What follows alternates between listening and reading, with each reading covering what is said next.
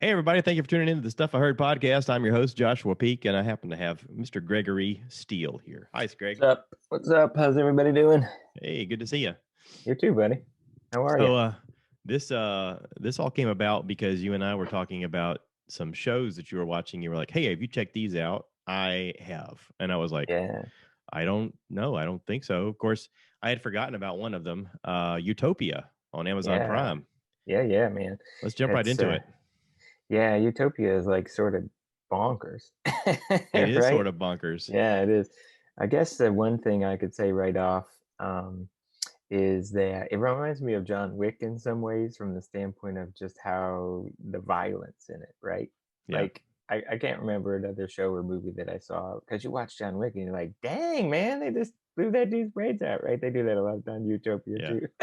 Yeah. But and other assorted things. Well, and to me, it has a little bit of an X Files feel to it, Mm, and also a little bit of Alice in Wonderland. Like hmm. you don't Yeah, know yeah. how far down the rabbit hole you're going, and everyone has these strange little code names, and you're like, what has happened? Like I kept yelling at the TV, what is happening? Yeah, no kidding. Yeah, it's And nuts. Yeah. we get to see John Cusack, which I didn't know that Hollywood had just kind of left him behind for years, but suddenly he pops up as the bad guy, and you're like, wait, what? John Yeah, Cusack's the no. bad guy? Yeah, exactly. Every time I see John Cusack, I can only think about like Better Off Dead, right? I know. Like, yeah, I like want my $2. Gee, Ricky, sorry I blew up your mom. Well, Yeah. one of Treadaway and my favorite movie is Gross Point Blank, where he's Hmm. like a hitman and he goes back to his high school reunion, and meanwhile Dan Aykroyd's another hitman trying to kill him, and he's like, come on man, you could join the union. We're gonna have dental. And he's like, screw dental, and like they're shooting. He's trying to get him to join him, but they're also trying to kill each other. It's to me it's one of the most underrated movies ever. But yeah, Yeah, good that's right. actor, and I don't know why Hollywood just sort of skipped out on him. I mean, he was doing a lot of movies. Con Air Uh, was kind of one of his last ones I remember. And then I think he did like a love romance type movie, and then it was just like, where'd John go? Like all of a sudden, just well, people kind of come and go. I mean, it has thing in the '80s, then he went back, and then he came back in the Gross Point Blank time. And but I mean, guys, sometimes people just come and go. I don't know, well, and and I don't know maybe if it's something to yeah, do with family, maybe. right. I mean, maybe he wanted to take a break, right? Yeah. Who knows? Or But maybe they were just like, we're going with younger talent. Like maybe yeah, because you hear about sure. that in Hollywood, especially with like female actresses, Mm, where Hollywood just passes them by because they want the newer, hotter, younger girl.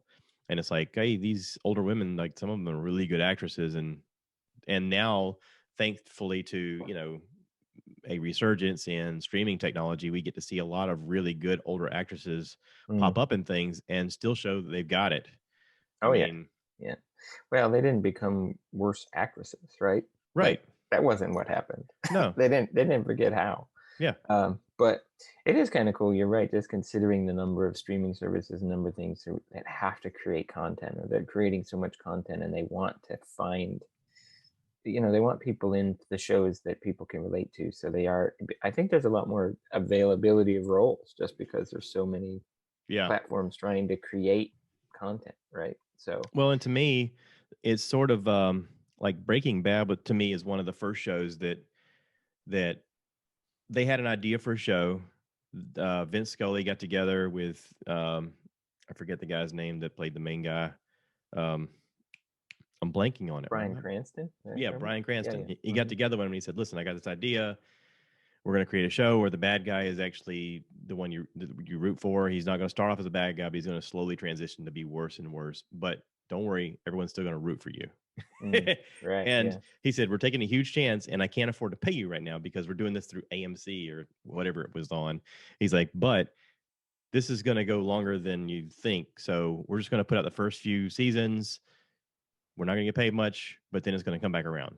And it did. Mm, It came fully yeah, back around. sure. Oh And yeah. that formula has been duplicated over and over again with different streaming services and different platforms.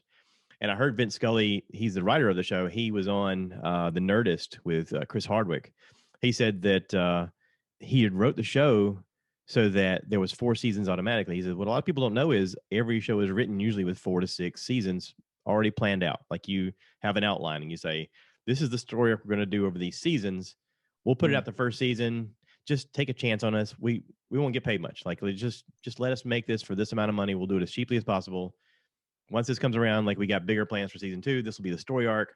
But just like a regular show where you have like a first act, a second act, that they have to overcome something, and then the third act where they land the plane, they do the same thing with a mapped out outline of a 4-year season. And they say, this is the story arc, we're going to take it. Now we realize first season, we got to grab people. So this is what we're going to do. And then this is the story arc we're going to take over these seasons. So the crazy part is a lot of shows will go 4 years, and then all of a sudden you'll see like a huge shift in cast or a huge story change and stuff like that. And it's very hard for a lot of shows to continue up that momentum because fans will latch on to that initial story arc. And then afterwards, when the writers change over because they're on to another project, they go, I don't want to follow this anymore. And I heard this about Utopia. I kind of bring this full circle. Utopia was actually a British show that was out there. Not a lot of people caught on to it, but had like this weird fan following on Reddit. And so I had heard about this, so I started following it on Reddit. And I mean, the outpour of support for the show is incredible. And rightfully so, because the writing in it is really, off the deep end crazy. Like you said, it's got John Wick level of violence, and yet just enough of a X-Men-ish, secret bag kind of, you don't know what's going on scenario. Yeah. And also you have an arch hero in Jessica Hyde, who's supposed to be the main character, who's everyone's supposedly looking for, and she turns out to be the one blowing people away. And you're like, wait, I thought you were supposed to be the good guy. Like all of a sudden, and then you realize, oh, she's like a product of her own situation as well. So the whole thing has you nonstop yelling at your TV going, what? Oh, it's like, so, I don't, not necessarily a bunch of spoilers, but just sort of a generalization, I think, it's about not spoiling it. It's been out for years. Oh, sure, but a lot of people haven't really watched it, right? Yeah. And I guess I forgot to say, if you haven't seen it, go watch it. Yeah. I mean, I guess technically too, you can hear us talk about it and you don't know, and you'll watch the show and you wouldn't even know the difference. But supposedly, I mean, it's weird because it's like a comic book show plus a conspiracy theory show plus a pandemic show plus a whatever. I mean, right? But it is, I mean, to me, it's very well written and there's a lot going on, and the characters are all really well developed, right? And it's just it's enjoyable to watch. But well, I did a full episode about it. I think it's like 268 or whatever. And in it, like I talked about the fact that you and I had a conversation about Thanos in the Avengers and how his idea of, eradicating half the population was actually good for the entire universe. Yeah. And this sort of had the same feel to it with John Cusack's idea of, he kept saying the mantra of, what are you doing to make this world a better place? And their idea of making the world a better place was having less people. Well, I mean, I think it is kind of interesting that you say that, just because Thanos was a really interesting character from the standpoint of, yes, he was supposed to be the bad guy, yet at the same time you had an understanding of why he was doing what he's doing, and it's almost like you understood where he was coming from, right? It wasn't necessarily like he was some evil dude, like his idea, right? But still, you understood it. I mean, it's kind of the same thing in here. I mean, John Cusack is the bad guy. Then you get to like the last episode, and it appears like he's talking some of the heroes into his side, because he's going, "Hey, look, this is the deal. This is."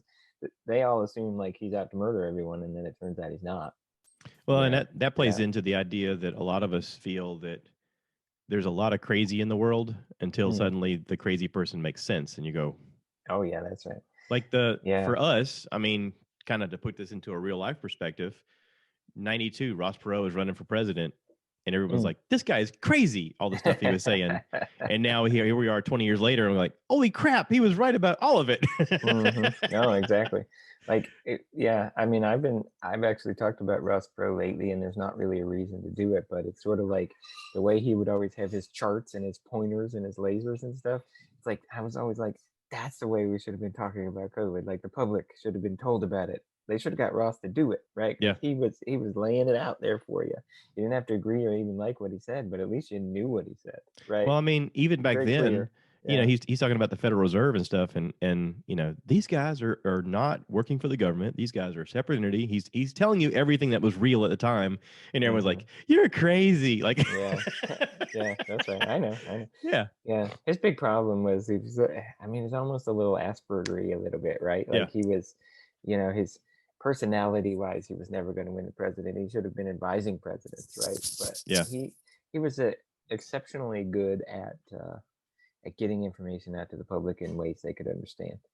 Right. So in today's terms, he would be real similar to maybe Elon Musk. I mean, Sure. he had that level of intelligence, but also Elon has admitted that he has a spectrum of Asperger's. That's why his brain ticks the way it does. He's like, I am on a cycle and I can't get off because this is how I operate, and I am, Elon, I guess he's been tested, and he's like, yeah, yeah, I am on the spectrum. he's a little interesting to me just from the standpoint of like, there's times when, I mean, the guy's brilliant. No one can argue the guy's brilliant. I mean, look what he's done. Yeah. But with all that being said, like, I look at him sometimes, and sometimes I think he doesn't necessarily have, like, sometimes people like that have this very focused roadmap and they don't ever deviate from it. And sometimes I think he's off the roadmap, and sometimes I think he does some things that necessarily aren't in his own best interest. Like when he comes on there and he's like, Tesla stock's too high, so Tesla stock tanks, right? Or recently he's been like talking about Bitcoin, and then Bitcoin dropped by 50%. And it's like, what are you doing? Like, Yeah. how's it?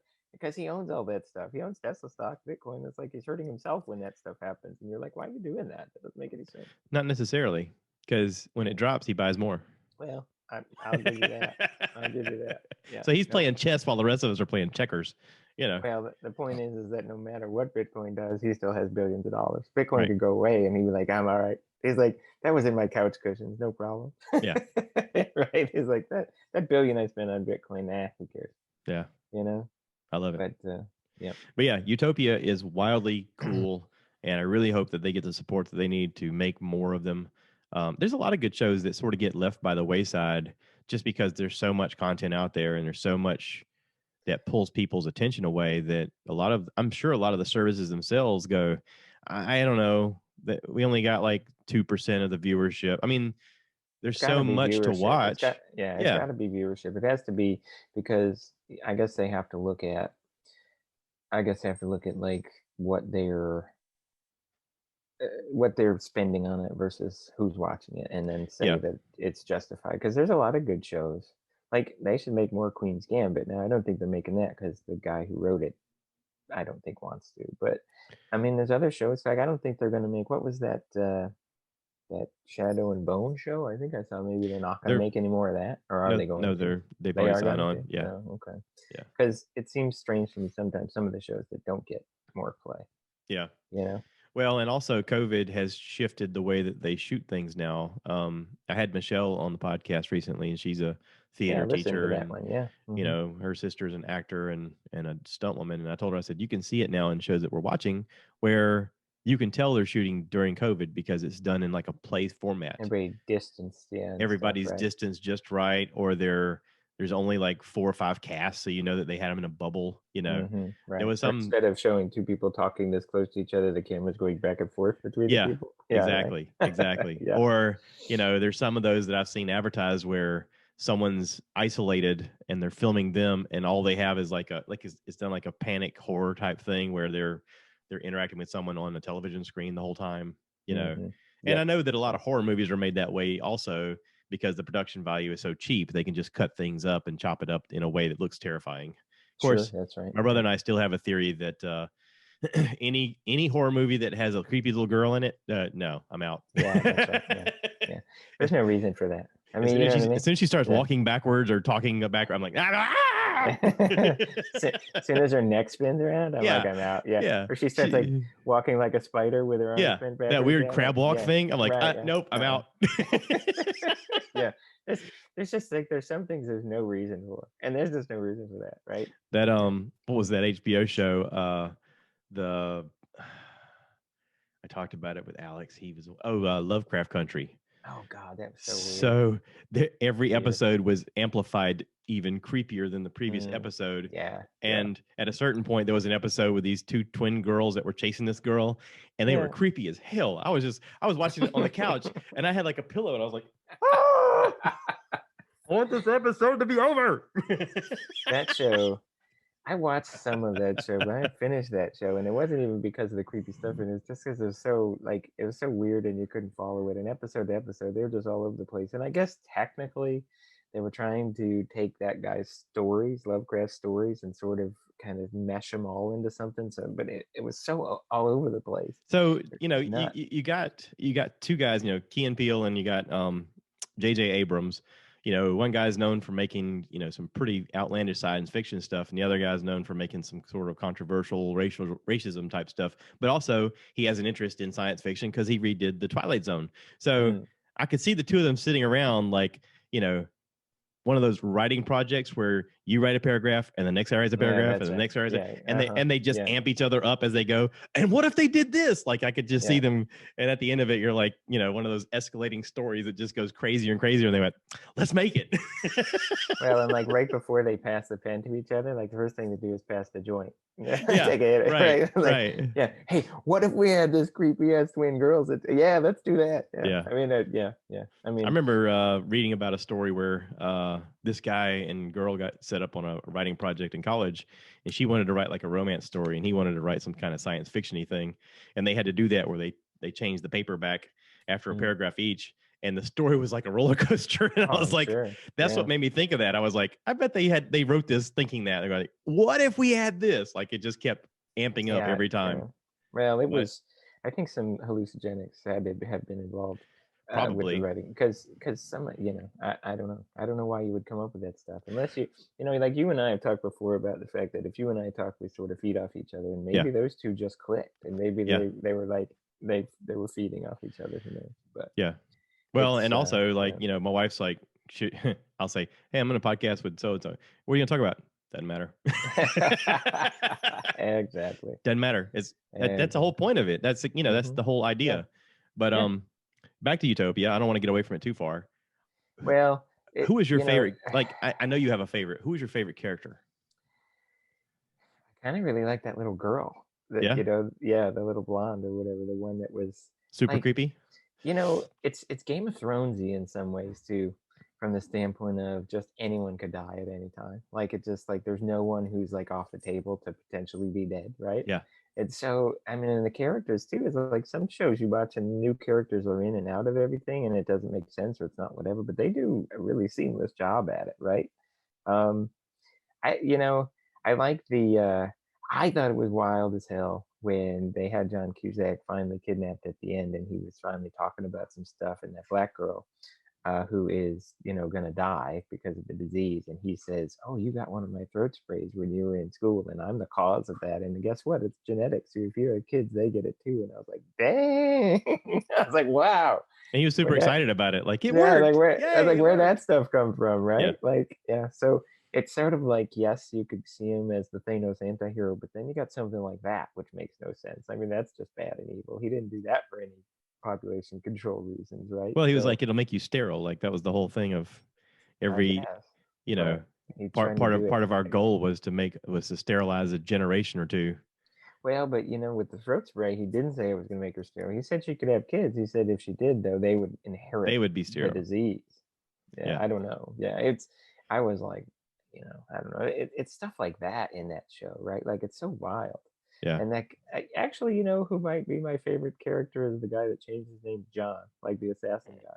Him I like. He's pretty good, right? He is wildly interesting. He is. Everything's wildly interesting. Like, yeah, I don't know. You have to throw cult and you have to throw like that kind of stuff into the show too. Like it has all these different angles. I mean, And the crazy conspiracy guy with the hair and gets his eyeball cut out right away. Yeah. Oh yeah. I don't know why, but immediately I cast him in my brain as Brian Smith. Like, yes. Yeah, if I were making the movie myself, I'm like, I could talk Brian into playing that part. No, you're right. He fits that. Yeah. Yeah. He could do the annoying, crazy conspiracy guy, and you'd be like, listen, we're going to scoop out your eyeball. He goes, that sounds awesome. Unfortunately, John scooped out his eyeball when they were interrogating him about Utopia, like episode 2 or something, right? And I mean, it's bonkers. Like the show's just bonkers, right? You watch it, it's really interesting. I don't know. I mean, I'm not sure that I think like Lane would like it, right? But I know Dolores wouldn't like it. Yeah, that's right. I mean, I don't believe it's. But if you like, I don't know, if you ever like you said, if you like the X-Files, if you liked Game of Thrones, if you liked all these Contagion movies, if you liked comic books, Yeah. right? I Yeah. mean, yeah, because it's So wild. Yeah. let's switch gears just a little bit Okay. and talk about Panic. Panic. Another good Now, show. not to Another give too good. much away because I'm actually on episode 9. Mm. I haven't Yes. gotten to Yes. the end of the game yet. Yes. Panic Yes. is on Amazon Prime. It's new. And that was another show that you were like, have you watched this show? It is crazy. And I was like, Yeah. I don't I don't think so. So I looked it up and I started watching an episode, and one episode turns into 5 before you know it, and you're like, Yeah. oh, For sure. I need to go Yeah. to bed. I gotta get up soon, you know? That's right. And it's it is interesting in the fact that, again, I'm always amazed that there's not like real adults stepping in and going, what are you kids doing? Stop it. Like, you know Oh what I mean? yeah. Yeah. Right. It's one Yeah. of those Yeah. shows where you go, where are the parents? Why are you? But also, for those who don't know, let's summarize the show. You want to summarize the show? Kind of. Yeah, sure. I Okay. mean, basically what it's about is that there's a town with a high school, and there's this game that the high schools play. And it looks to me as if like all the kids are required to donate $1 every school day that goes into this pot. And then they play the game. The game's called Panic, right? And it's a series of challenges that are meant to scare you or that can be dangerous. So other kids have died playing the game in the past. And so it's about the kids that are currently playing this game, and I guess that's maybe a good way to sum it up. Well, and not to give too much away again, because the intro of the show, the lady says, this is a small town in Texas, and for some of us, this is our only hope to get out. Mm. So not everybody participates, but it's one of those really slow, tiny towns, and you could associate that with any town in America that you live in, and go, oh yeah, I grew up in a town like that. Well, And and for a some of lot of the them, you get to see different backstories as the story goes on of their own desperation and their own yeah, why secrets they're and their yeah, participating, right? Because there's a main girl who's kind of a good girl who never would have participated, but she wants to go to college, and her mom stole all her college money because her mom's sort of a deadbeat, yeah. and so she's playing because she wants to win and get the money so she can go to college, right? Hmm. So everyone has their reasons for playing. Some people because they're crazy, some people because they need the money, some people for a lot of different reasons, right? Yeah, yeah. Yeah, but it's I mean, it's I think a really well done show with a really good story, and there's kind of a lot going on, a lot of different characters, but it really And there's a ties lot together of, well. to me, Mm. there's a lot of very complex young actors. Like, Mm. I know that they're supposed to be like just out of high school, but obviously they're in their 20s playing this part. Sure. But really good actors. I'm 9 episodes in, and so far Ray to me is one of the most interesting characters that I've Mm. seen. He's supposed to be sort of the town. I don't know if you want to call him the town drunk, bully, idiot, hellraiser, whatever you want to call him, White uh, trash. White white trash. trash. Yeah, right. But yet he Redneck.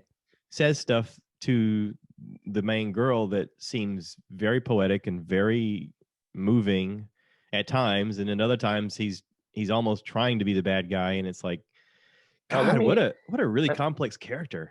let me ask you if you caught this, because to me, out of the whole entire show, I think it was one of the most meaningful things that I heard said, and it was sort of like this just thing in passing that you could easily have missed.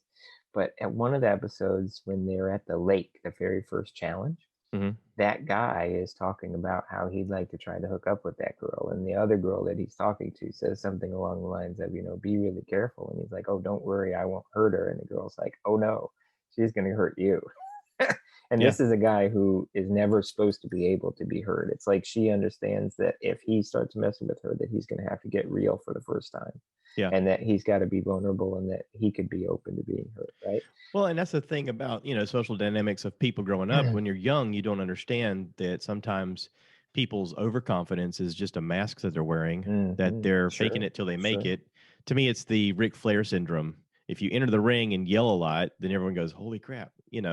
Right. Yeah. It's like Yeah. that when you're younger, the more noise someone makes, it's almost like everyone else sort of cowers away. And to me, Ray sort of is that. I mean, Sure. Oh yeah. No, he that's has a that's lot it. of Yeah. a lot of volume, but at the end of it, he's just like everybody else. He's a scared little kid, and he's trying to figure out what he's supposed to do and what is my place, and how do I tell the Well, girl, how do I tell this girl that I actually love her or I'm in love with yeah. her when But you I'm can always tell, seen like, as the bad guy.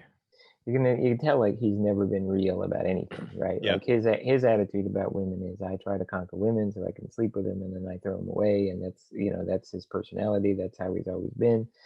And I thought it was pretty interesting that this other girl understands that if he, like, because of who this other girl is, if he has a chance to do what he wants to do, the only possible way he's going to be able to do it is to start being real, and then he's opening himself for the first time ever. Yeah. And it's just this little comment that happens in episode 2 or something, and you wouldn't even really think about it, but then later on that comment comes back to me big time.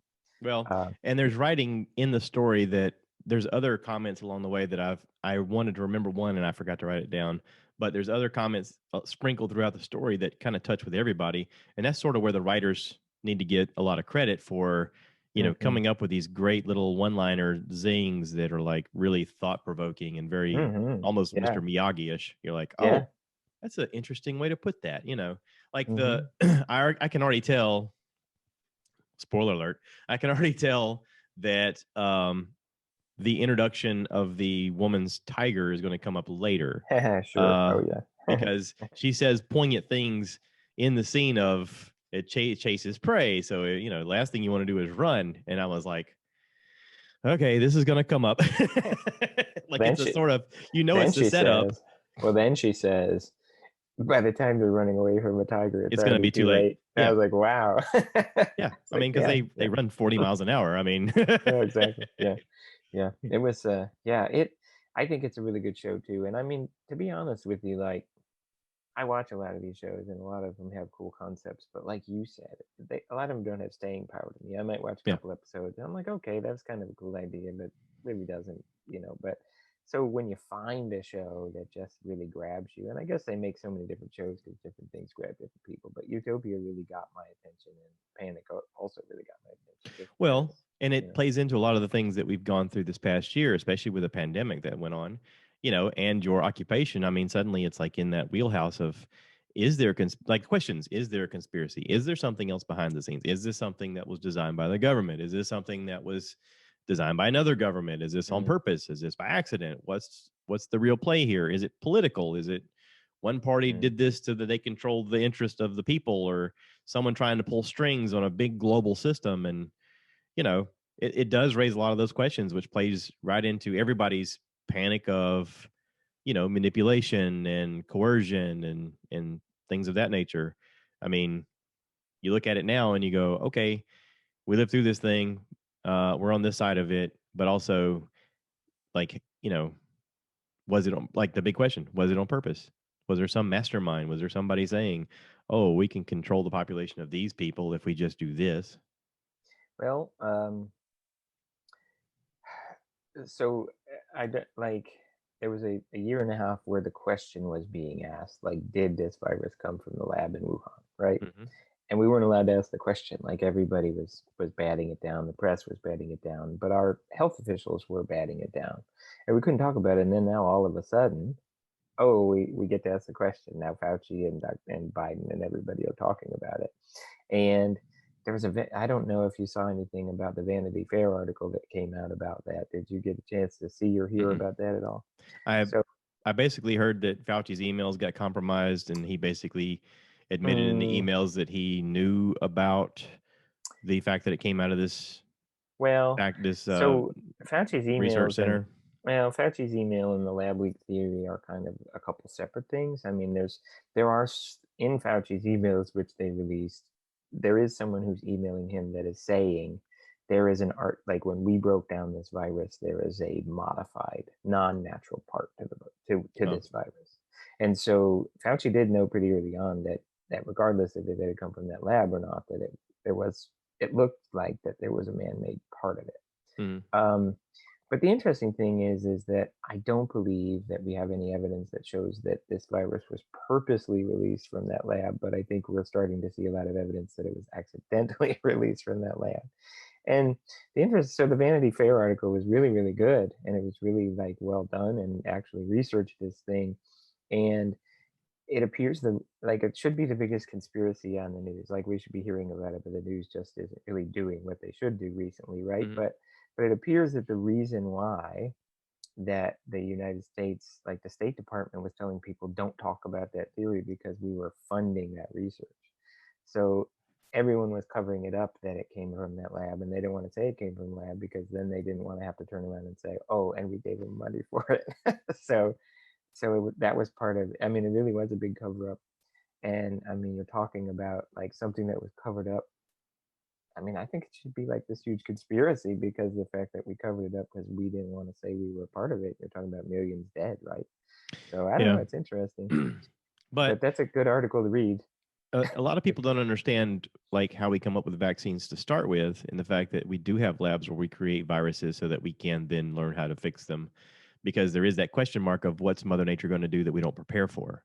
Mm. And I don't think enough people understand that aspect. I mean, There's a few labs in the world where they take viruses and they purposely make them more virulent. yeah, And then the reason they do it is because they're saying the goal is if we can make it more virulent then and learn how to fix it or have vaccines against it, that it could give us some level of protection. I mean, on a constant basis, we hear about things like swine flu and bird flu and all that stuff coming from, a lot of farming and things of that nature over in China and in West India and stuff like that. And a lot of it's unregulated, a lot of it's out of control, a lot of it's just, population bursting at the seams kind of situation. But that does have a way of transferring through the air to America, or through people to America, or through products to America. And then suddenly it becomes more global because it transfers from us to England and so on and so forth. A lot of, The Vanity Fair article talks about how that there were two people that worked in that Wuhan lab that got sick in late 2019, and that it looks like that actually might be how the time the virus actually got in the population, and in the population in China, and then eventually kind of whatever. But I think it's interesting because if you read that article and you believe it, which I don't. I mean, it seems strange to me because forever they didn't report anything factual. So we're actually starting to see some fact, which I think is good.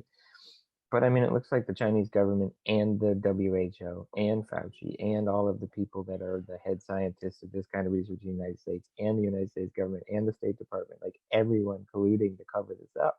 And I don't understand how that's not like on every news channel, right? Like, how is that not the biggest conspiracy that killed millions and whatever? I don't understand. yeah. Well, they were busy just talking about how much they hated Trump. So, Well, the press, like you have a lot of people in the press that came out and purposely said they did not investigate the lab leak theory because Trump said it. And if he said it, it couldn't have been true. right. So if you want any idea about our media being corrupt and actually a little bit useless because their job is to actually present facts. If you are picking which facts you want to look at based on who talked about it, then you are, and based on politics rather than based on truth. Yeah. I mean, when you really look at that last year and a half and everything, and you look at if it hadn't been an election year, it would have been such a different thing, right? It would have been so different. It would have been crazy. Yeah. But you got a government doing that. You got a media doing what they did. You got American people that really didn't get a lot of truth. It's amazing to me we're actually starting to see some. But if you can read that Vanity Fair article, I really recommend it. Like, if you think I'm a crazy person for talking about it, it's not coming from me, right? It's coming from Fauci's emails, which are online and you can read, and it's coming from the article. So, and people do think I'm a crazy person for a number of reasons. Well, I know you're a crazy person for other reasons. Yeah, exactly. But you're my kind of crazy. You're the kind of crazy that makes me laugh. So that's why we're friends. It's that thing where like we have to be those thankful people who, like, when we were young, like they didn't have all these phones because we don't need evidence of the things we did. No, I'm really glad there isn't. Exactly. Yeah. We need to make a T-shirt that says something like "We were bad before Facebook" or something, right? Like, I'm sure somebody's made them. The stuff we did was in real life. It wasn't just I yelled at somebody on Facebook. Yeah. Yeah. No kidding. But anyway, let's not talk about that because it's probably, I don't think the statute of limitations run out on everything, does it? No, I was just telling someone the other day about our haunted house, and oh yeah, that's a great idea. Let's not talk about that. No, I can't talk about that on here. But that is one of the most hilarious things we ever did, and yeah, I was telling this guy about it. He and I were both dying laughing. Oh my god, it was. I was like, I can't talk. There's the crazy part is I can't even talk about it.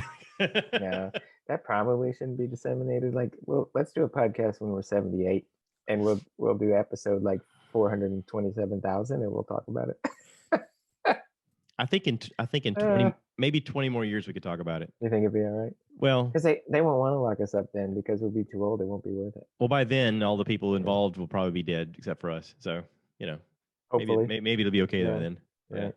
So Hopefully the people that are involved would be listening to podcasts, but whatever. listen, if anybody's out there assuming things, don't. Nobody really got hurt. It was just fun. No, nobody got hurt. Yeah. Nobody got hurt. It and, wasn't. And we got dates. So there's that. It was astounding how effective it was in getting us women. I love how crazy that it got. I love how the night started with you going, "What's a girl like you doing with a guy like him when you could be a guy like me?" Turn to the end of the night, she's going home with you. I was like, "Victory!" Victory! Yes. Things like those are the things that used to happen back then, right? I mean, back then that kind of stuff was okay. Right? It was crazy.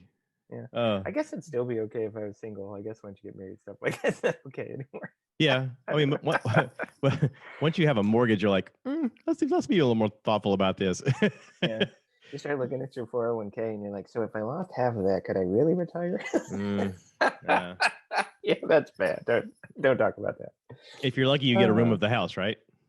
Yeah, I don't think that happens. Yeah. No, you're absolutely right. That's all I wanted in life was a room in the house. I made it. Yep. I Me got too. bourbon on one side. I got a PA behind me. It's all right. It's all right. So have you been watching The Bad Batch? So I watched episode 1 of The Bad Batch. Okay. And I liked it. I thought it was good, but then guess what happened? Utopia and Panic. Oh. So I stopped watching The Bad Batch because I'm wearing the shirt. I'm watching it. Episode 8 just came out this past Friday, and my mom actually told me this past week that she's tired of hearing me talk about Star Wars. Oh, really? I told her she should check out other podcasts. With that. Yeah, that's okay. Good luck with that, right? I was like, have we not met? I guarantee you she stopped listening to any of the Treadaway episodes then, right? Like that's happened. Yeah. Hey, speaking about the shirt you're wearing, so I'm wearing the Stuff I Heard shirt, right? Hey. I was thinking about it before I got on the podcast that you're probably not allowed to do that. Like I've always said, like you shouldn't go to Panama City Beach and wear a Panama City Beach t-shirt that you bought while you're there, right? So, yeah. Anyway. I wear this t-shirt all the time. Your t-shirts have been global, Yeah, absolutely. I don't go anywhere where I don't wear them. So yeah. That's awesome. I appreciate it. I wanted to get a picture of it on one of the roller coasters at Universal. It was too hot to wear cotton. So that's just unfortunate. Yeah, I think you want to talk about that? The Universal, the Orlando, what's it called? Orlando Insider? Informer. The Informer. Meetup? Yeah, you want to talk about that? Yeah. I think, so there's a group that's on Facebook. It's called the Orlando Informer Group. It's an open group. Anyone can join it. And what they do a couple times a year is they have these things that they call meetups. And so what it is you buy tickets for the meetup, and it's a Friday and Saturday. You can buy tickets for one day or the other, but after being there, I would recommend both. And basically what happens is you buy tickets, and so you can get in the park at 4 p.m. And on Friday, they close the park at 7 p.m. to everyone other than the people in this group. And on Saturday, they close it at 8 p.m. And Friday night, it went to like 12:30, and then Saturday, it went to 1:30 in the morning. And so the big question that I was asking, because I was reading about it, was, okay, how many people are they letting in? And they won't give you the numbers, but you're saying, I don't want to go and it'd be just as busy. Well, it wasn't busy at all. Like we were walking through parts of the park where there was no one else but us. And one of the reasons that is because so many people spend all their time in Harry Potter world, right? So if you go to Harry Potter, but even when you go to Harry Potter, you go during the normal park hours and it's shoulder to shoulder in there. And then you go during this thing and there's plenty of room. They're just worth that many people. I probably rode 16 rides Saturday in 8 hours, and I walked on most of them. We waited 15 minutes for Hagrid's, I think. Other than that's that, normally, like, if anybody knows the park, Hagrid's normally has a wait of at least 2 hours on a regular basis. In reality, Hagrid's, you can't even get on it because the only way you can get on it is to go onto the app to get a spot. And so, or you can go in there and the wait will be like 3 hours. Yeah. But like we did Gringotts, which is this ride that's in Diagon Alley, right? And so Gringotts, like the funny thing is sometimes it takes you during this event because there's no lines. It takes you longer to walk through all the turnstiles to get actually on the ride than it takes to ride the ride itself. And I mean, Lane and I are walking through those things, and we're walking through all those turnstiles, and I'm just like, it would be 3 hours from here to get on the ride, and people are waiting that long for this stuff, right? Yeah. We're just walking on it. Now, here's the other piece that is involved with this is that also an hour after they clear the park of everyone else, all the food is free. Alcoholic drinks are free, but all food and drinks are free, and not 100% of everything is open, but a whole bunch of stuff is open. And so if you like ice cream shop that's in Diagon Alley that serves all these ice cream flavors is free, and like everything in Simpsons Land is free, and I mean everything everywhere is free. So you can also just eat anything you want and drink anything you want, and it's like super great. And you'll be in there, and we like Friday we ate more than we rode, and then Saturday we rode more than we ate. But Friday we're just like, I can't eat another thing, and then I'm like, ooh, popcorn. I guess I could stuff in some popcorn, and then after that, we're like, can't eat anything. Oh, the taco truck! Like it was it's out of control. And on top of that, you can stay on resort property, and they have blocks of rooms that are discounted for the events. And we stayed on at Sapphire Falls. And the great thing about Sapphire Falls is it has a boat that takes you right over the City Walk, and you get right in the park. And then when you go home, you get right back on a boat. So you don't have to drive, you don't have to park, you don't have to do all that stuff. So in my opinion, I don't think I'm ever going to go to Universal again and not go to one of the meetups. I just don't think there's Yeah. a reason. Yeah, because from the 4 to 7, or from the 4 to 8 that we were in the park before they closed it to everybody else, I was so crowded, and we're like, this is awful. I can't wait till everybody gets out of here. I Yeah. mean, it wasn't even worth waiting in a ride line, because you knew in 4 hours there wasn't going to be a line, and you could just walk on it, right? Hmm. So yeah, it was great. It was great, and I think I'm going again. And I mean, I think that you should go for sure too. Do they only do Universal or do they do Disney as well? This group only does Universal. Now, Okay. while I was there and I didn't research it like I wanted to, the other thing that's kind of cool about these meetups is I think I went to the 11th one. Um, and so one other interesting thing, they usually do 2 a year, but for COVID, they usually do them in February, but that got pushed to July. That's the one I went, or June. That's the one I went to, right? And then they released the December one, and the December one sold out in like 3 hours. And Whoa. so they actually did a November and 2 more Decembers. So they're doing 4 of them at the end of the year, and there's still tickets available for the December ones, but I just can't go in December. I'm too busy. Um, but I heard, well, and so the other thing is that there's people that have gone to all 11 of these things, and there's people that go to them, and then they're all in this Facebook group and they talk to each other. So there's people that have like made friends, right? And so everyone is really nice, and everyone is helpful. If you ever have any questions, you can ask anyone and they'll help you, and you sit places and people just talk to each other. So I did hear someone talking about that someone did something like that for Disney, but I didn't get the information on who. Well, at Disney, they have an extended hours type thing that you can get involved in. Sure. It's usually like a discounted park pass ticket. We've done it in the past where, Yeah. like you said, at a certain time, everyone clears out of the park and then you're left in there by yourself. Mm. And it's really interesting to like walk down Main Street and there's nobody. Mm-hmm. 'Cause Mm-hmm. everybody's riding rides and you can Yeah. take your own photos in front of the castle from any Oh angle. And you're yeah. like, Sure. go Sure. ahead, I'll lay down on the ground and you can take it like a weird angle. And, I Yeah. mean, Exactly. there's all Yeah. kind of stuff you can do. But then when Sure. you go to the rides, again, like you were talking about, it takes you longer to walk through the turnstile to get to the ride than it does to actually ride the ride because there's Yeah. nobody there. I Yeah. I mean, know. It's we amazing. did it one time Yeah. and we were on Splash Mountain Falls, which they're decommissioning or changing it over to a different story because of the old Uncle Remus thing that people are controversial Yeah. about. Right. There, we got on it and there was nobody in line to ride it again. So when we came around, the lady goes, "You guys want to go again?" And she's like, Yeah. I got nobody in line." We're like, "Let's do it again." Yeah. That's right. And it Yeah. by the third time it started raining, but it was already a wet ride anyway. We're like, Yeah. Who "Go cares? That's right. again!" Like Yeah. we rode it Yeah. probably 6 times. Meanwhile, Dolores did not ride it. She was down there waiting for us, and she's like, "Where the fuck are these people?" we rode it like 6 times. And by the sixth time, I was like, "We got to get off. She's gonna be Yeah. That's so right. pissed Yeah. off." Right. That's right. Yeah. Well, that kind of thing is how Universal thing was. And Yeah. and again, I want to go again, but I'm not going again. I mean, but like, go online and like look at pictures of people Oh that yeah, are in Diagon Alley, and like the whole place is full of people. And then go online and do the Orlando Informer. I mean, there's pictures where people are like standing in there by themselves. When the heck are you going to do that, right? yeah, I yeah. mean, it's amazing. That was.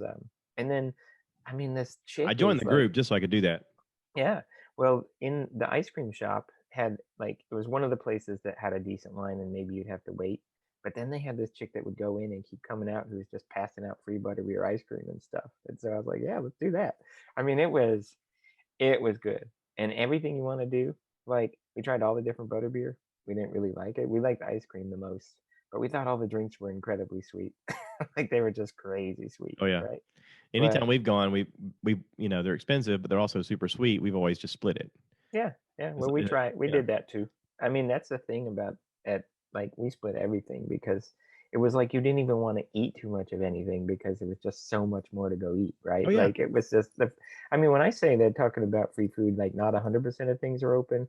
There's between the two parks, there's 50 restaurants open, and then all the carts out there are open and everything. You just walk up, and I'll even ask them. Like I'd say to this girl, like I'd be like, "Hey, do me a favor, just give me like half." They won't do it. They just keep like, they just keep whatever. They just will give you way too much stuff.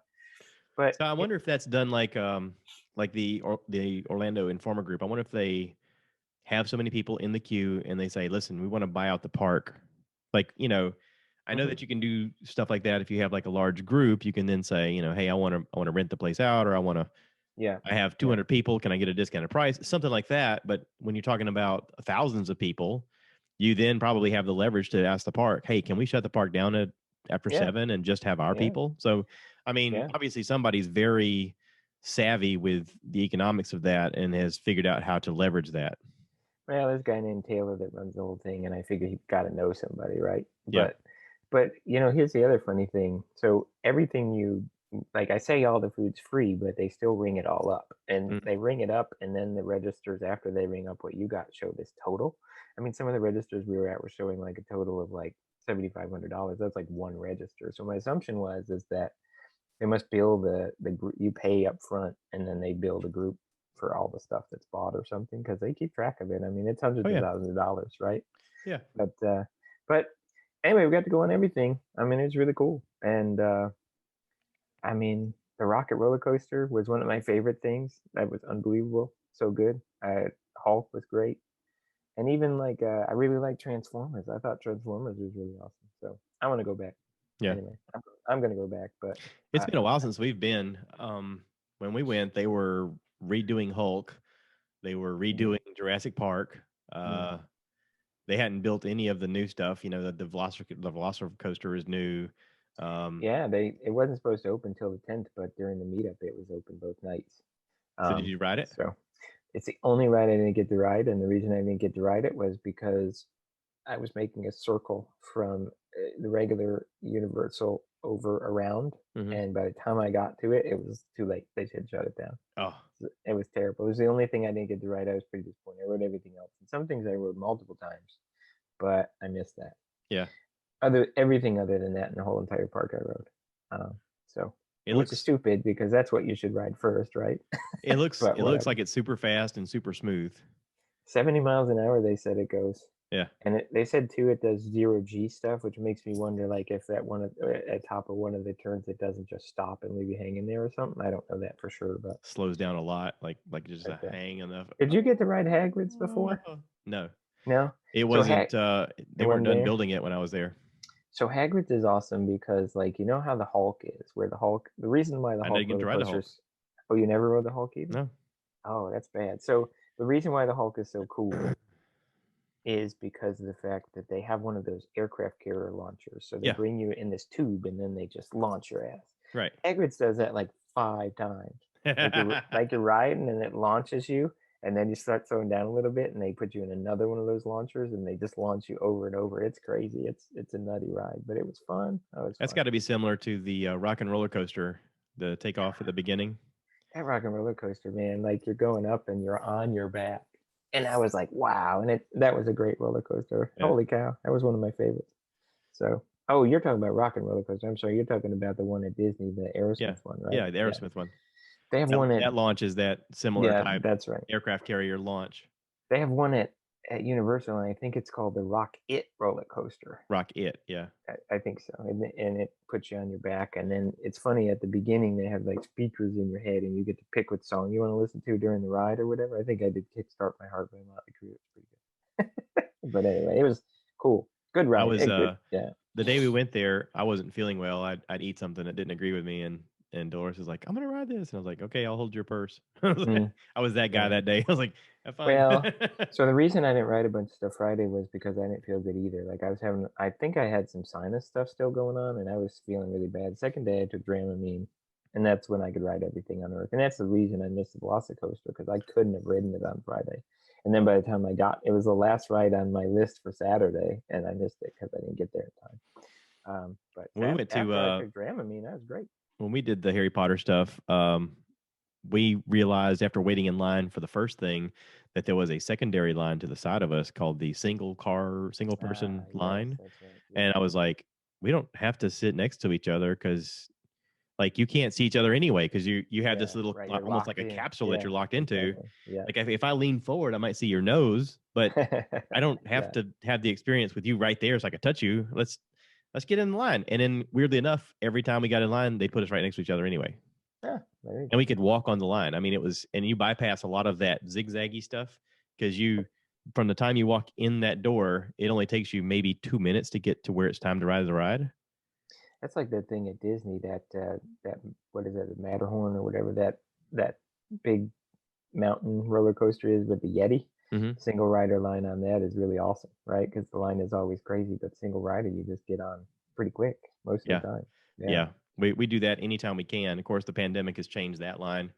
But we would do that all the time because, we'd So oftentimes ride in the same train, but one of us might be in the front and one of us might be in the back or something like that.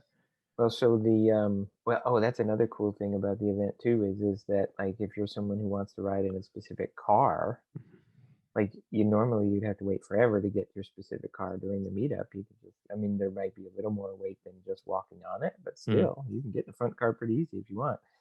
Hulk, I was in the front.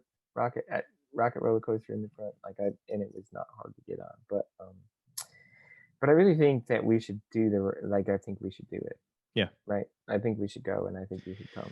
I think Dolores and I both would have a super time, and plus it'd be fun to hang out. But yeah. Well, that's the other thing is you don't have to, like, because you really have a lot of time, and because there aren't crowds, you don't have to run everywhere. You don't have to rush, yeah. and you can hang. Like my cousin came, who lives in Tampa. She came Saturday with her husband that we hadn't met before, and I still rode 16 rides, and we got to spend time together and talk and stuff because he didn't have to run anywhere. There wasn't any reason to rush.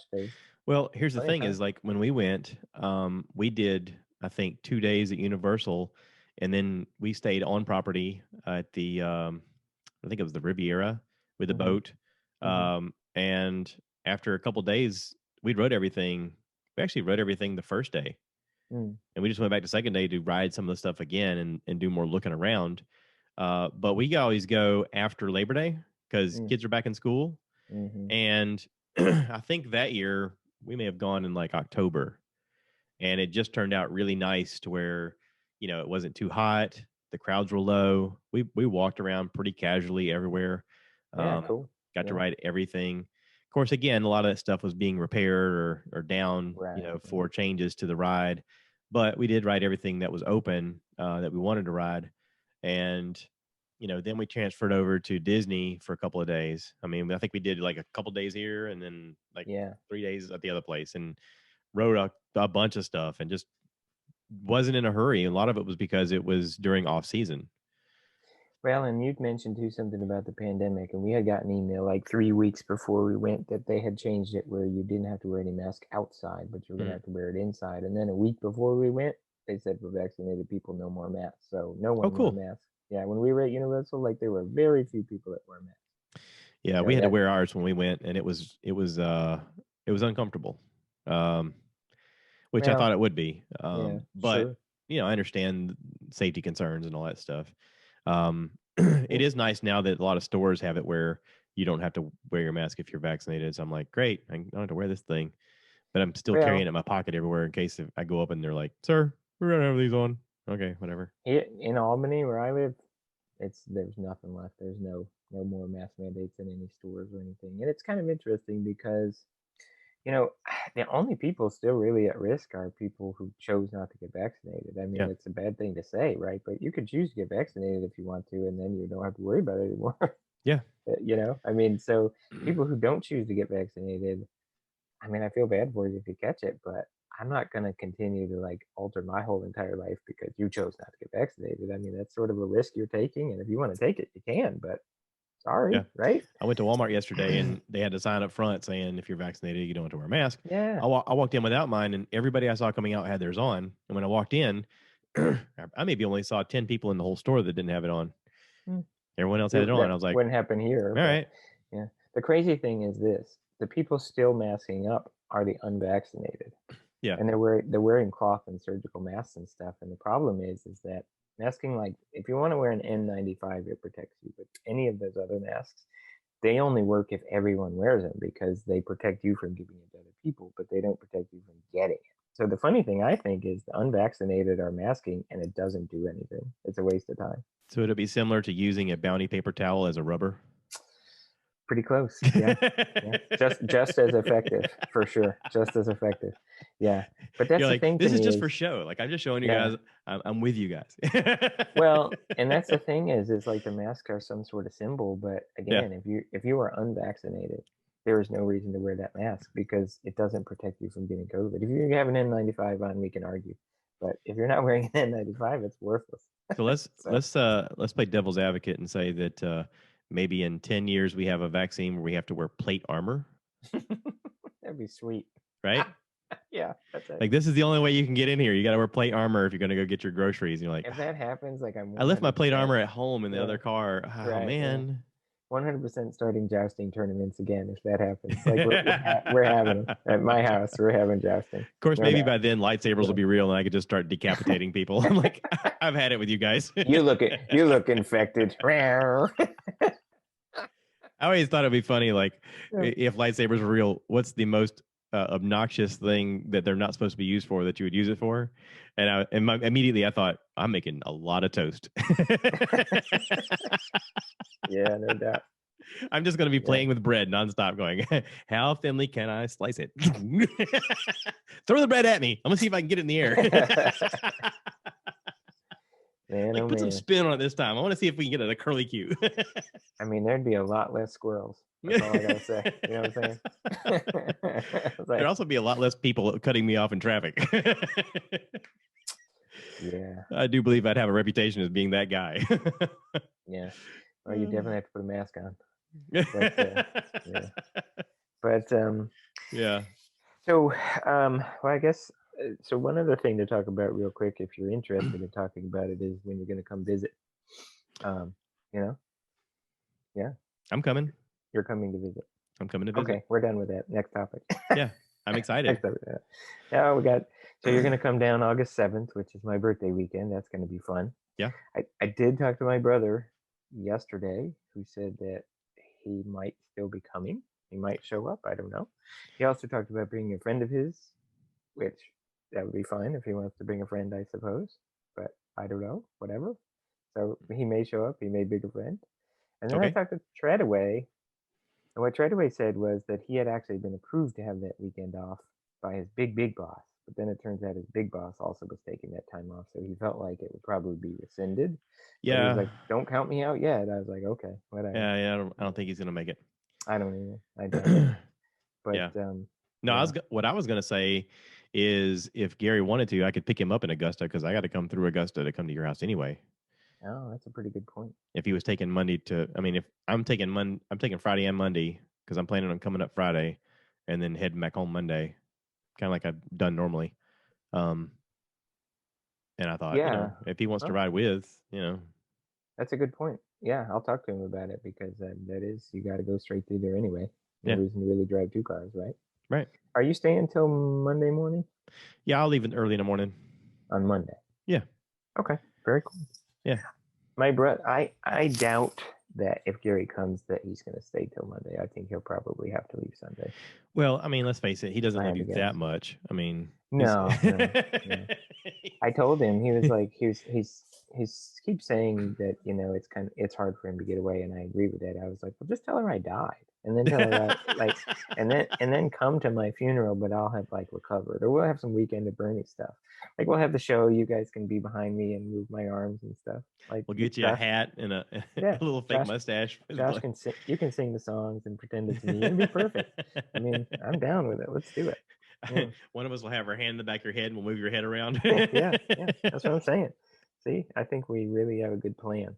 You know, but I'm hopeful that I'm really happy that if you can just come, but I think we'll have more fun if more people come, and especially for you at the show specifically. So I'm hoping that more people. I'll probably be working. I got my camera. Yeah, that's true. You are gonna. Yeah, and I do appreciate that because we really need some video. So it'll be nice if you get some good video. Yeah, we'll get some photos and some video. I'll have fun with it. It'll be interesting. You know what else I'd like to do? And I mean, I don't know if you have this stuff or if I need to figure it out, is I'd like to actually record the audio through the board itself and then try to mix the board audio up to the video you take so that it's not just that you're hearing it like you were in the crowd, but that it's the real sound. You know what I mean? Yeah. So you do with the podcast where you merge it, the audio and the video? Yeah. So on your end, do you have the ability to record on your end?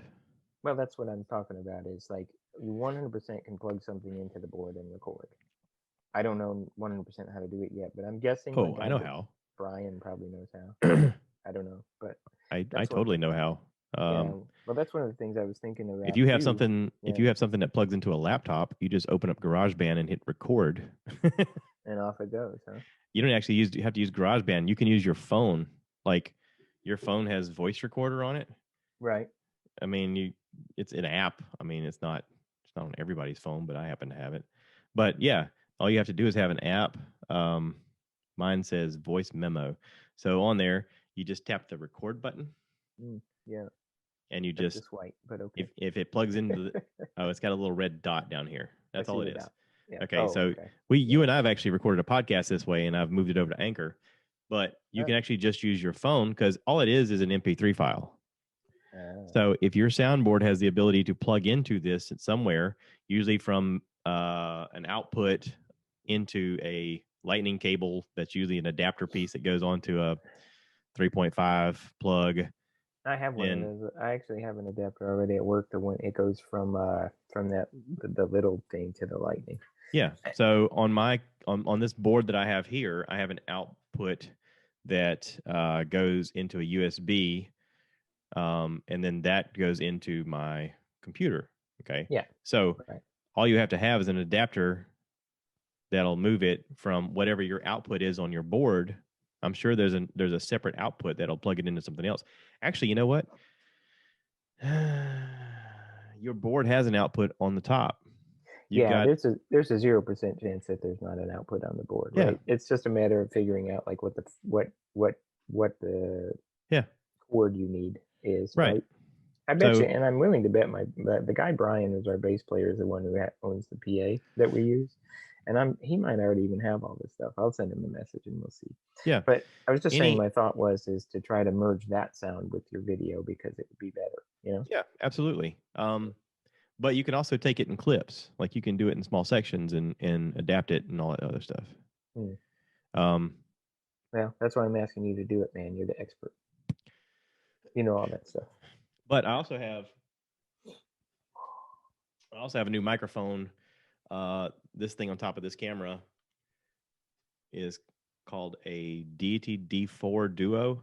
It's an external mic. I have a big Rode mic that's like, it looks like a giant cucumber, but this one's small. It has the same input and output, and it picks up a lot of great audio. I can actually mount it to my camera and record it with better audio, but it won't be like soundboard quality. I mean, the soundboard obviously is different, but we could do both and see which audio sounds better for different things.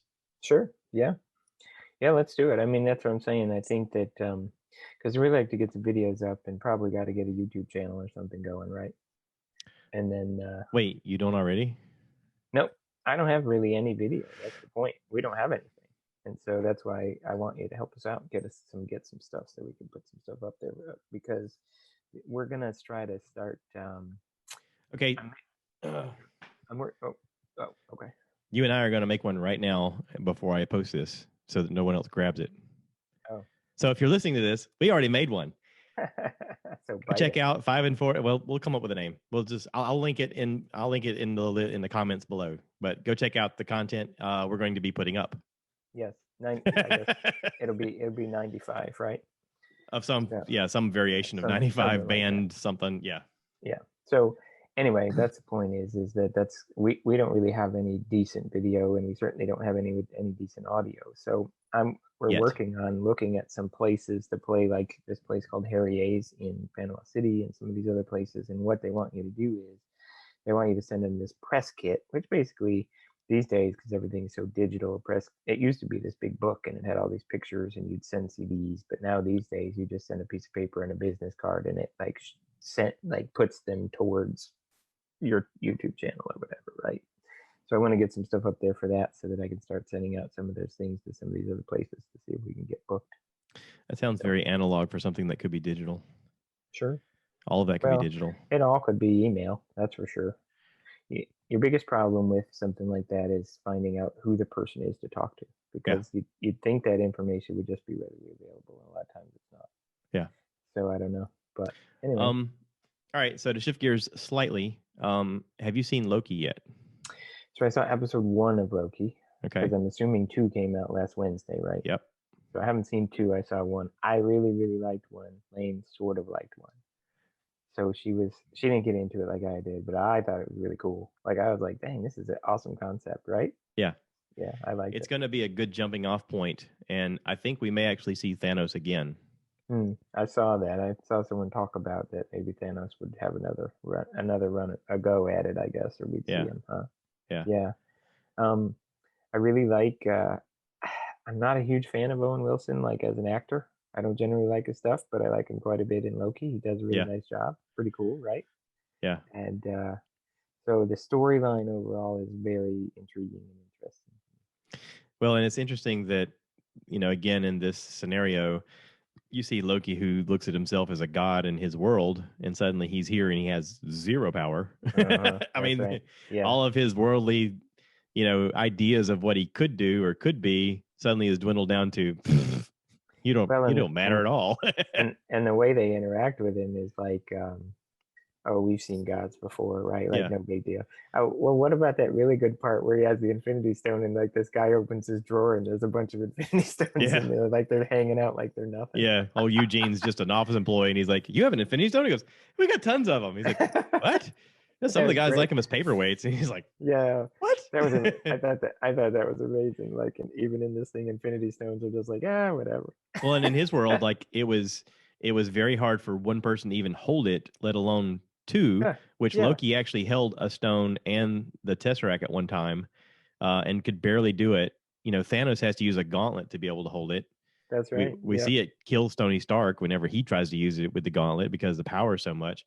I mean, Star-Lord gets to do it in the Guardians of the Galaxy, but he has to hold hands with other people to kind of absorb the power because it's so much power off of one. And here you have a scenario where these guys are like, we got a bunch of this crap. This guy's like a paper pusher in the office, and he's like, oh, look, there's a bunch of Infinity Stones. He's like, none of this matters. None of this is significant at all to us. Yeah, I know. I thought that was funny. That was a good part of the show. Yeah. Well, I can tell you season 2 or episode 2 is really fun. You get to see who the shadowy character is. Cool. So you get a tease of the shadowy character in episode 1. You get to see who the shadowy character is in episode 2, and it's interesting. I just haven't gotten to it yet, but I kind of want to see what you think about it when you see it, because you're going to be like, no way. yeah, that's right. Well, don't tell me yet. No, unfortunately, it's a lot of fun. I wasn't podcast prepared, obviously, because it didn't matter. I haven't watched it yet, but I just want to tell people out there listening, go watch it. It's a lot of fun. So I was very impressed with episode 1. Like, I was very impressed with the whole idea of it, right? I mean, I thought it was really cool, and it's well, and they took his tagline, "I'm burdened with glorious purpose." Like, they took that tagline, and they were like, "What is your purpose?" Like, Oh that was yeah, sort of yeah, how Owen Wilson's exactly. character Mobius turned it around. He said, Yeah, what do yeah, you want? Like, what do you want? You um, want to be king of what? King of Asgard? King of space? That's yeah, okay. yeah, So king of space. All right, good for you. yeah. Oh Like, yeah, I like really I like don't that. care. He basically was like, I don't care. What do you want? Say it. Hmm. Like, say it out loud. What do you want? Yeah, he just wanted him to have some self awareness, right? Right. Right.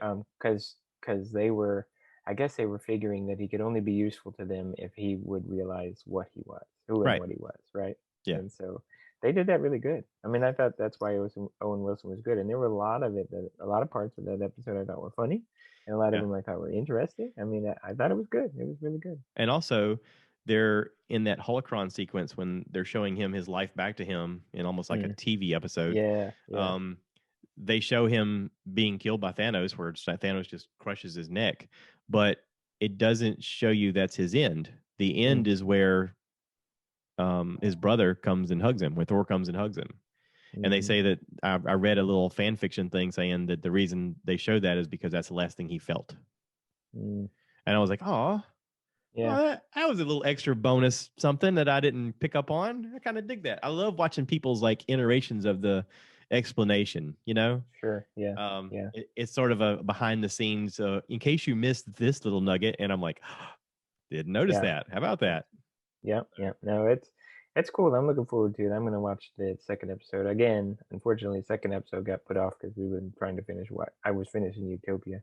Yeah. I finished Utopia this morning, so um, you know. I So do want that's what to happened. take a moment and talk about the fact that the episode of the Bertcast finally came out with Casey Neistat and Bert Kreischer. I saw your post on it. I haven't listened to it, but I It's will Monday. Monday I'll listen to it.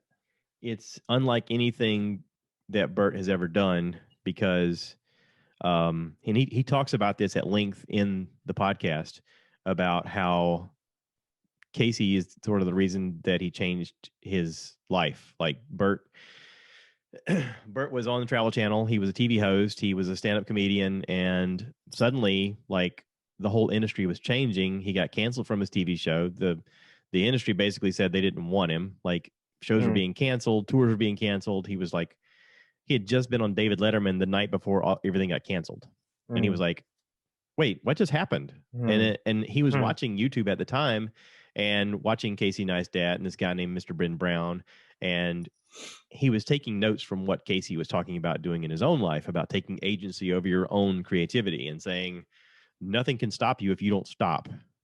And so basically, you get to watch Casey nonstop make content every day for like 800 days straight. He had like 800 daily vlogs in a row where they're like miniature movies.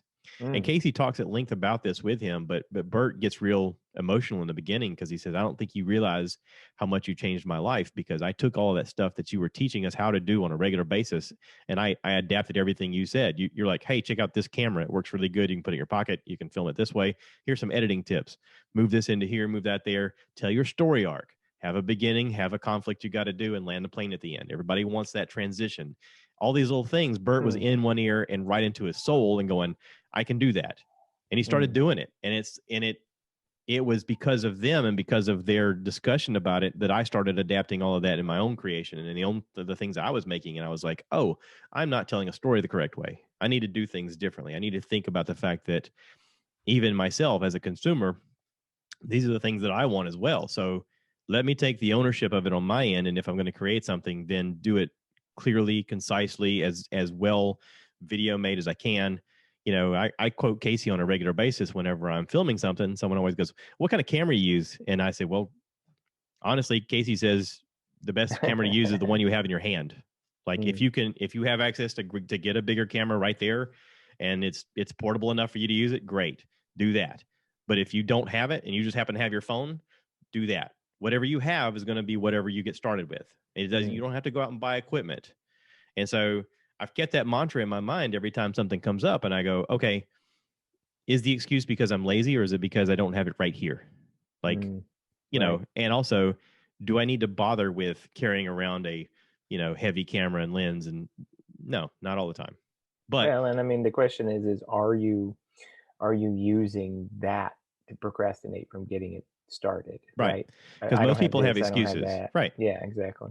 Mm-hmm. So in a world of excuses, in a world full of people procrastinating, in a world of people, you know, saying, I can't do this because blah, blah, blah, Casey was like, I'm doing this and I'm not stopping. And at a certain point, you see the transition. And he talks about this on the podcast. This is a really, really, really in-depth podcast where he talks about the fact that he got over 100 million views before he monetized his channel. And he said, Mm. I thought I was doing it for art. And then when I turned Mm. the monetization on, like the first month, I got a check for like 6,000. And I was like, whoa, 6,000. He said the next month it was like 16,000. And I was like, what's going on? And then the next month it was 60,000. And I was like, Mm. he said suddenly it grew so exponentially. And I was thinking, what have I done? What have I tapped into? Like, Yeah. and he's like, for anybody out there thinking that you're going to make content and not monetize it, don't do what I did. He goes, monetize it day one, because I missed out on a lot of opportunities where I was basically deficiting everything that I did on credit cards. He says I was in so much debt, and he talks about his relationship with his wife and how she was basically funding all of his stuff in the beginning, and she was, you know, it was causing them a lot of hardship in their marriage. He talks about making the daily vlog and how it cannibalized his life and almost cost him his relationship with his wife. You know, and he's very open and honest about everything. And Bert also is the same way. He talks about their similarities in the things that he's learned doing the things that Casey was basically showing him how to do. And then the whole time I'm watching it, I'm thinking, yeah, I was right there with you guys. Like, I didn't miss an episode of the Bertcast. I didn't miss this episode of Casey's vlog. I watched every single one of them. Even if I missed some because I was on vacation, I'd go back and I watch them all. And they're all miniature movies. And it got to be one of those things where I couldn't wait to show people this is my thing. So in this, Bert talks about after the show, a fan pulling him aside and said, listen, you know, I just want to tell you I'm a fan. And he's like, yeah, I appreciate it. He goes, no. I don't think you understand. I don't have a lot going on in my life, and you're my guy. Like, if you make it, it feels like I've made it. So I am hoping and praying that you make it every step of the way. And when you succeed, I feel like I succeed. So just know that every time that you do something big, I can't wait to grab my friends and go, this is the guy I was telling you about. This is the guy. And I was like, that's me. That's my story. That's exactly the thing that you talk about, because you want to be the one that discovered the thing that suddenly everybody's into. You want that kind of relationship of going, I've been there since day one, dude. Like, Yeah, right. That's right. I've been hailing the praises all ever since I first found this, and I've been bringing people to you. And it's like, it is that fandom. It is that ability of saying, I believed in this when nobody did. And in a weird way, as a creator, like, I also feel that relationship with other people, with you. I mean, when I started this thing, I was like, this is what I'm doing. And I don't know if you saw some twinkle in my eye or whatever. You were like, okay, let's do it. Yeah. I want to Yeah. be part of Sure. it. I don't know what it is, but let's do it. Yeah. Yeah. Sure. So, Sure. I mean, it sort of encompassed all of this and brought it full circle. And I was like, oh yeah, because I am a fan, and I am a creator, and I do have fans. And it is very interesting to see that from these guys and also feel that relationship in the same process.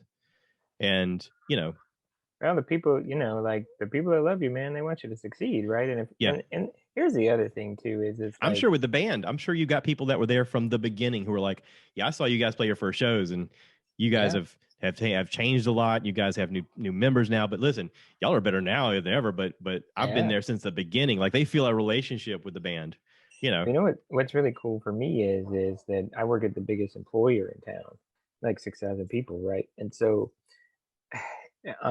to be totally honest with you, like if you want to get booked as a band, it's much better to have people come to see you than to actually be good.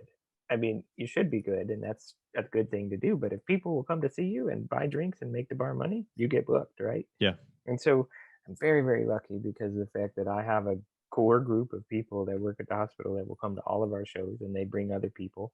And I continue to bring new people, right? And I mean, we had 200 something people at our last show, which is pretty silly because the fact that when we first played, you saw us at one of the first places we ever played, the Oglethorpe Lounge, there were like 13 people, right?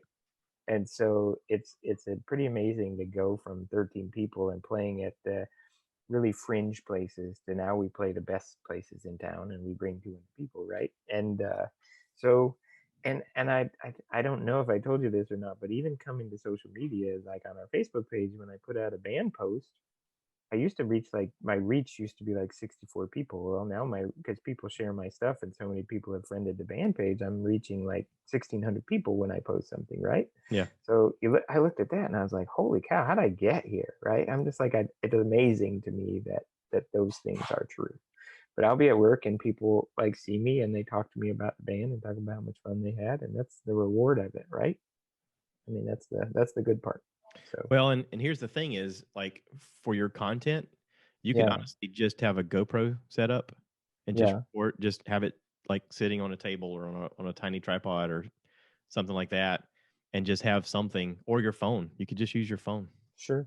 Have it set up on a Well, tripod and just hit record on and airplane mode. if we do have videos out there, they're videos that people have taken of us on phones, but none of them are very good. You know, Yeah. they're not good quality and they're not whatever. And so my thing was, I agree with you. I certainly could do that. But then I'm thinking, huh, some guy who has the equipment and really knows how to do this well is just happening to come and visit. So why don't we see if he'll help us out, right? What a strange So coincidence. I know it was very coincidental. Yeah. So that's the thing is to me, you're someone I trust, and I know I've seen what you've done, right? And Yeah. I know how you got where you got, and I guess you probably look at me and say, you know how I got where I got, but it's different if you're in it, right? Yeah. I mean, I've watched you over the years and watched, you know how you got where you got because you put in the work, Yeah. right? Like you wanted to learn how to do something, and darn it, you put in the time to learn how to do it. Yeah. I wanted to be in a good band, and I want to do all these things. I put in the time to do those things. I mean, that's kind of how it works. So you've done all that stuff, and I'm thinking I could do all that stuff, but Josh is coming, so he just uses. I mean, because Well, here's the some thing is while I'm doing it, I also want to show you how to do a little bit so that if I'm not there, sure, you can go, "Ooh, this would be cool if I just set up a camera like this," you know? yeah, yeah. Well, I think it's I know a guy here who does it, and he did film some of our stuff one time, and we didn't hire him. The bar hired him, but he took some of the coolest video we had, and but he also out of that video was had still shots too, and I mean he Hmm. took some really good cool still shots too, and so you could tell that someone that really knew what they were doing makes a massively huge difference, Oh right? yeah. Yeah. Yeah, that's right. So I'm really looking forward. I appreciate you being willing to do that. Oh Number yeah. one, and number two, I'm really looking forward to it because I know what you create is going to be good stuff. Well, and as a So YouTuber, like you're always thinking about things like, is everybody in focus? Am I getting the angle that everybody wants to see? Is everything sound good? Does it look good? Is it, you know, and you don't want to have like a boring shot. You want to be able to move around and see it from different angles, but also like you got to tell a narrative. Okay, here we go. You know, we're going to be playing this place and this is the thing. But that's what you do for YouTube. For you guys, you're looking for promo, so it needs to be somewhat. You need to have some steady shots and you need to have some moving around and getting the band not just from one angle of, you know, you're not quite seeing the bass player or the or the drummer. Like you want to have the band in the image and see what's going on. A lot of times people set up a camera at the back of the place and they'll play mm, because they feel that if they show the crowd having fun, like it'll be part of the promo. And sure, that's part of it as well. yeah, But sometimes the people watching the thing want to see how are you interacting with the people, how is, mm, you know, what's sure. going on with the band as they're playing, and does everyone look like they're engaged, they're doing their job, you know?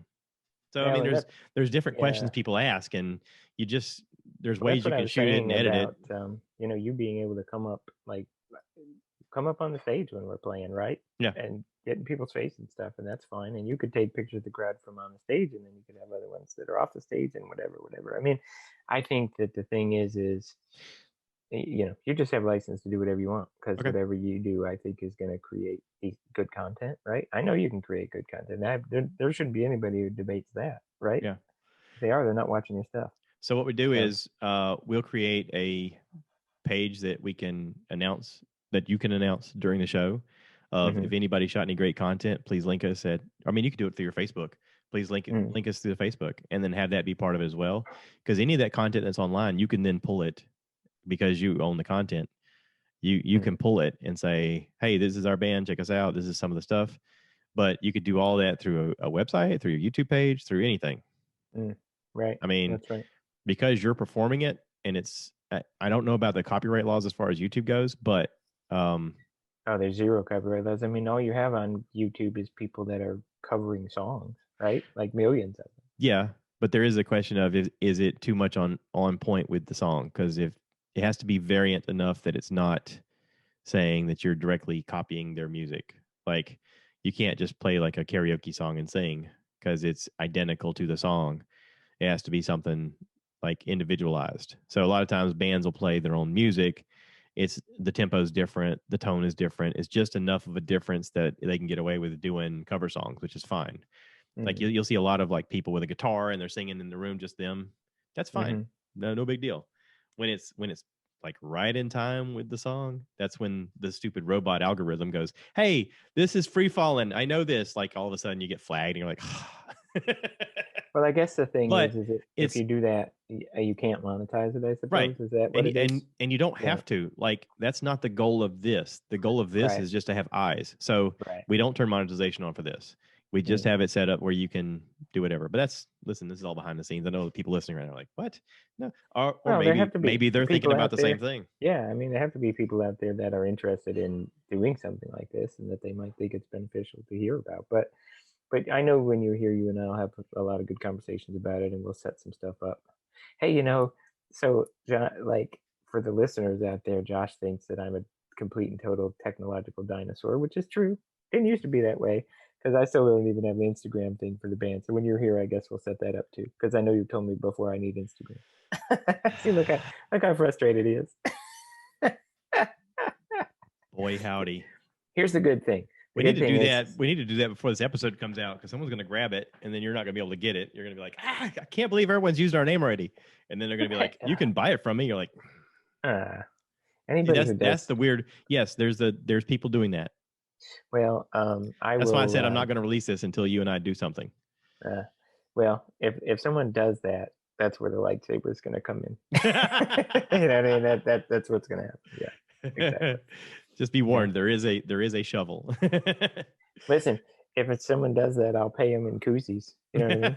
I mean, I'm just saying.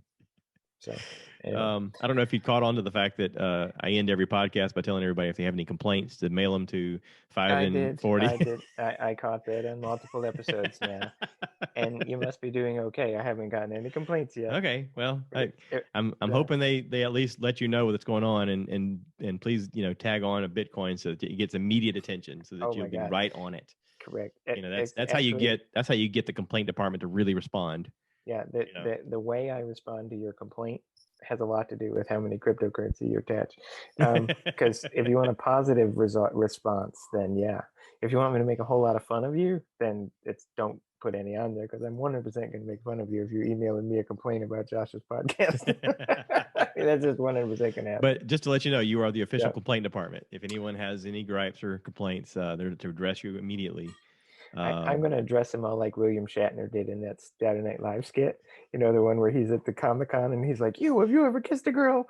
You, move out of your mother's basement. That's how I'm going to do it. Just like that. Yeah, I'll be like, none of this is real. It's all make-believe.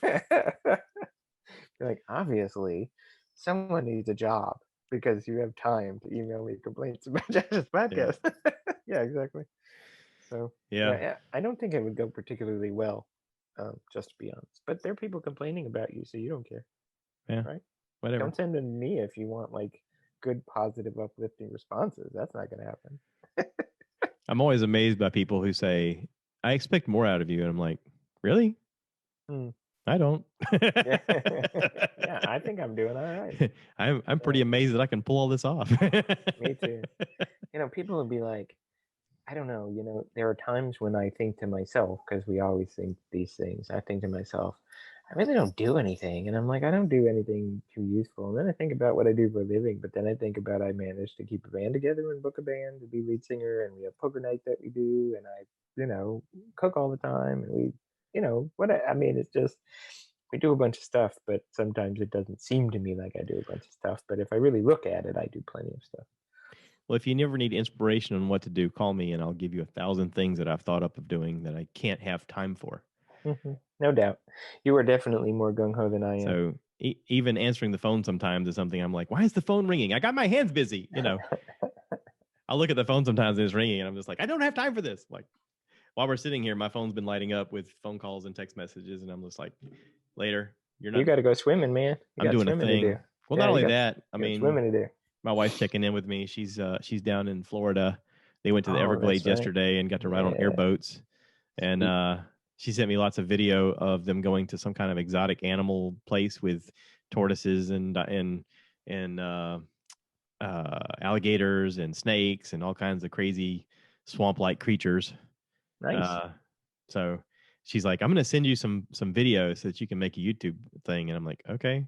And meanwhile, I'm trying to deal with another thing, and my phone's going bling, bling, bling, bling, bling, bling, bling, bling, bling. I'm like, what? Did I win the lottery? You know, her and one of her friends were Yeah. nonstop sending me videos, and I was like, all right, I asked for this. This is what I get. Speaking of that, because and if you're young listening to this podcast, you don't know what a CD is. However, I still have all my CDs in my car, and I've been pulling some of them out listening lately. And I only say that because what song came on the other day on a CD I put in? But Bling Bling. I'm just saying. I think that like some of the most fun music that ever came out that still makes me laugh to this day is almost everything by the Cash Money Millionaires. It's unbelievable the stuff that they do, like Juvenile and all this. That's just nuts. Like they just came up with some nutty stuff. They didn't take it too serious, or they smoked an incredible amount of weed, which I'm sure is true. But well, oh here's the my thing: god, is when you get to that level, like you have friends who are music. Well, this is sort of behind the scenes stuff, but when you get to a level, like you have friends who know things and people who are connected and people who have equipment, and they go, hey, you got a thing you want to work on? Let's do it. Like yeah, sure. that's how a lot of stuff gets made, and a lot of people don't realize that. You know, I think the gateway to all of that is probably marijuana. It's like, I'll come over, let's do it. Okay, I'll bring the so marijuana. I'm of the opinion that it's sort of one thing inspires another thing, and if you have that sort of brain, you see something like that happen, and you go, I could do that. Like Oh yeah, sure. that's my immediate thought is, and anytime I watch a TV show or even the shows we just talked about, my brain goes, how did they shoot that? I bet they had a camera this way, and I bet the lighting was this way, and and they cut this here, and okay, like here's some stuff I don't know how to do, some CG. I wonder if I could learn that. Do I have a green screen? How do you get a green screen? Like my brain goes into hyper mode of how do I make that? And I'm like, stop it, just enjoy the thing. And I'm like, wait, what just Yeah, happened? that's right. I Yeah, got you to can't do rewind that. it. Yeah. Yeah. Hey, But something. So something I saw that was funny. I'm gonna have to go in a minute. I guess we've been doing a pretty good podcast, but something I saw that was funny was that someone posted something that said there's a conspiracy theory that they faked the moon landing with CGI back in 1960 whatever, and then below it it shows a scene from the video Money for Nothing, and it says CGI in 1985, like as if 20 years before that they could have made anything that was not just like a square. yeah. Yeah, exactly. That's pretty good. Let's do that on another episode because I want to talk about the moon landing. But Oh, great. we'll tag that as another discussion. That'll be fun. What was I want to wrap. Hang on, let's wrap this up, and then you and I talk about something real quick because I want to get you started before you run out of time. Well, let me say just one thing real quick about, because some of the podcasts that I listen to, and I listen to Megan Kelly's podcast, and I like it pretty good. And her podcast that's coming up, she's having some UFO guy on, and I'm really looking forward to listening to it. Oh, cool. Yeah, yeah. Her podcast is pretty good. Also, another good podcast, if anyone is interested in looking for something, is one called Bowling for Favre, and it's Brett Favre and this other guy that do a podcast. And it's a good one too. I like it. They have a lot of guests. Brett Favre is big into country music, so they've had Darius Rucker on, and they've had God, who's the guy from the town I live in? I can't remember his name. Oh yeah, like that guy. Yeah, the biggest country star in the world, and I can't remember his name, and he's from where I live. Yeah, But him. but anyway, like Brett Favre is pretty. That's a good listen as well, just in case anyone's looking for anything interesting to listen to. All right. With that being said, thank you for everybody for listening.